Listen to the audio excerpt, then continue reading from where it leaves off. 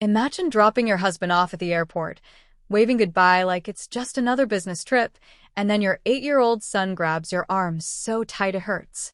His voice is barely a whisper, shaking. "Mom, we can't go home tonight. I heard what Dad's planning something bad for us." That was me, Sarah. and that little boy was my son Ethan. I laughed it off at first. Kids say wild things, right? They overhear arguments, mix up words, turn molehills into monsters. But Ethan's eyes weren't playing. They were huge, terrified, like he'd seen a ghost wearing his father's face. Mark had been distant for months. Late nights on his phone, sudden work emergencies, that new life insurance policy he pushed us both to sign.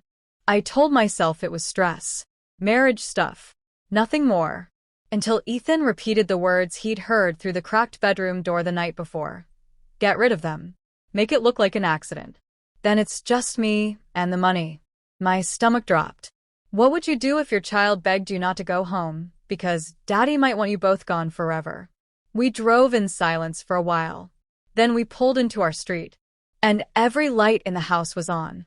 But Mark was supposed to be 30,000 feet in the air. The house lights glowed like a beacon in the afternoon sun, every single one blazing. My hands froze on the steering wheel.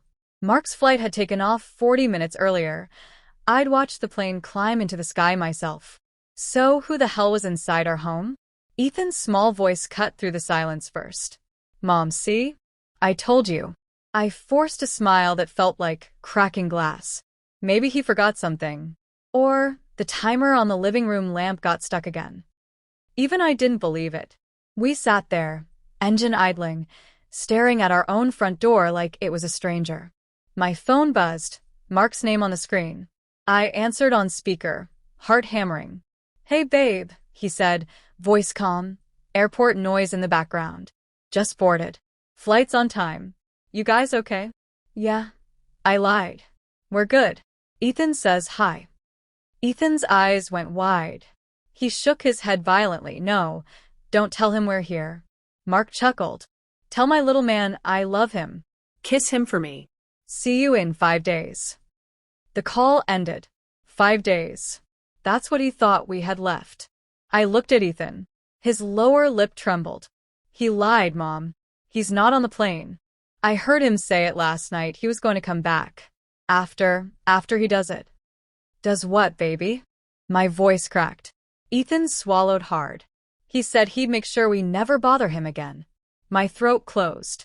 The cheerful man who'd kissed us goodbye at security, the one who'd packed a suitcase with that stupid souvenir list for Ethan, was planning to come home to an empty house. Or maybe not empty. I put the car in reverse, tires crunching gravel as I backed out fast. But as we turned the corner, I glanced in the rearview mirror. A shadow moved behind the living room curtain. Someone was watching us leave. A shadow behind the curtain. Just a flicker. But it was enough to send ice through my veins. I slammed the gas pedal and peeled out of our street, tires squealing like they were screaming for me. Ethan clutched the seatbelt across his chest, knuckles white. Neither of us spoke until we were 3 blocks away. "Where are we going?" he finally whispered. "Somewhere safe.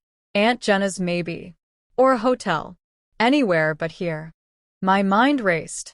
Mark on the phone sounding so normal, airport announcements, boarding call in the background. Had he staged that?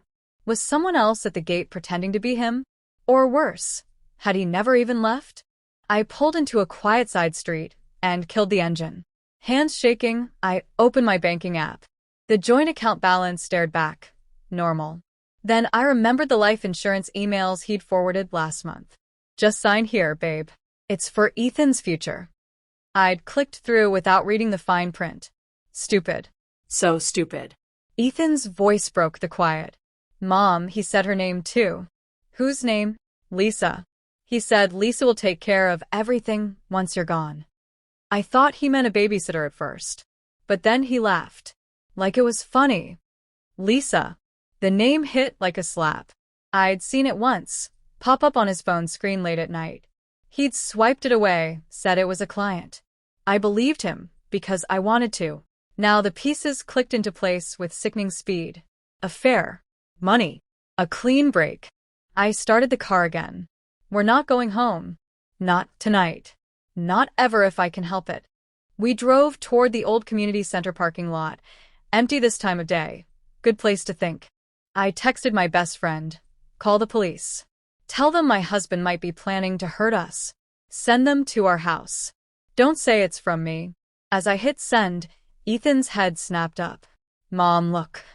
Through the windshield, headlights appeared at the end of the block. A black SUV. Same model as Mark's work car. It slowed, then turned onto our street. Headlights slicing through the dusk like knives. That black SUV creeping closer. My pulse roared in my ears so loud I barely heard Ethan whimper. Mom, that's his car. I threw the gear into drive and floored it, weaving through back streets until the lights disappeared in the rear view. We ended up at the far edge of the park, empty swings creaking in the wind, no one around. Perfect place to disappear for a minute. We climbed out, huddled behind the old maintenance shed. The door was unlocked. Inside smelled like rust and cut grass. I pulled Ethan close, his small body shaking against mine. Tell me everything, I whispered. Every word you heard. He took a ragged breath. Last night, he was on the phone in the garage. He said, the policy's $2 million now. Double indemnity if it's an accident. Then he laughed. Said, Lisa gets the house, I get the cash, and no more nagging. I didn't know what double indemnity meant, but I Googled it on your iPad this morning. It means more money if someone dies in a bad way. My stomach twisted. $2 million. We'd upgraded the policy together. Mark had insisted. Said it.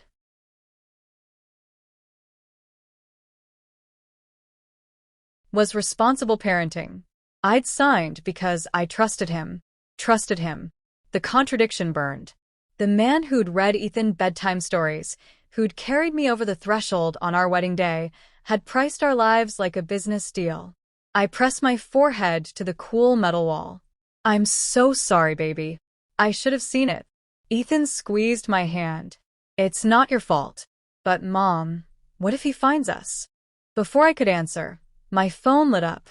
A text from my friend. Police are en route to the house. Stay hidden. Then another buzz. Unknown number. I opened it. One line, I know you're close. Come home. We need to talk. Unknown number. Those 4 words glowing on my screen. I know you're close. Come home. We need to talk. My thumb hovered over reply. Ethan saw my face and grabbed my wrist. Don't answer, Mom. Please. I powered the phone off completely. Silence fell heavy in the shed. Just our breathing and the distant hum of traffic. Minutes stretched into forever. Then headlights swept across the cracked door slats, slow, deliberate. Tires crunched gravel right outside. Engine cut. Door opened. Footsteps. Heavy. Measured. Ethan buried his face in my shirt. I pressed us both against the far wall, heart slamming so hard I thought it would crack ribs. The shed door handle rattled. Turned. Creaked open inch by inch. A flashlight beam stabbed inside, sweeping left, right, then locked on us. I threw my arm up to shield Ethan's eyes. Stay back. But the voice that answered wasn't Mark's. Ma'am? Sarah Thompson? This is Officer Reyes, Yaoundé PD. Your friend called us. Said you might be in danger. Flashlight lowered. 2 uniforms stepped in, hands visible, calm. Relief crashed over me like a wave. I started sobbing, ugly, choking sobs. Ethan clung tighter. They got us out fast. Explained on the way to the station. Anonymous tip led them to our house. Found Mark inside, dressed in black, gloves on, carrying duct tape, zip ties, and a can of accelerant. Burner phone in his pocket. Text to Lisa detailing the accident timeline. He'd parked the work SUV blocks away, snuck back after faking the airport call. He'd planned to stage a home invasion gone wrong. Insurance payout. New life. At the station, they showed me the footage. Mark in cuffs, smirking as they read him his rights. When our eyes met through the glass, that smirk faltered, just for a second. Then he mouthed 2 words I'll never unhear. Not over. Not over. Those 2 words from Mark's mouth echoed in my head for weeks. Even as the cuffs clicked shut, even as the detectives explained every damning detail, texts, search history, the burner phone pings showing he'd never left the city, he still looked at me like he had one final card to play. But he didn't. The case built fast. Insurance fraud. Conspiracy to commit murder. Attempted staging of a crime scene. Lisa was brought in for questioning. She cracked in hours, admitting she'd been promised half the payout. They'd planned it for months. The business trip was just cover to establish an alibi. Ethan and I moved out the next day. New city. New names for a while. Therapy helped him sleep without nightmares. It helped me stop jumping at every shadow. Looking back, that whisper in the car, "Mom, don't go home tonight," was the bravest thing anyone's ever said to me.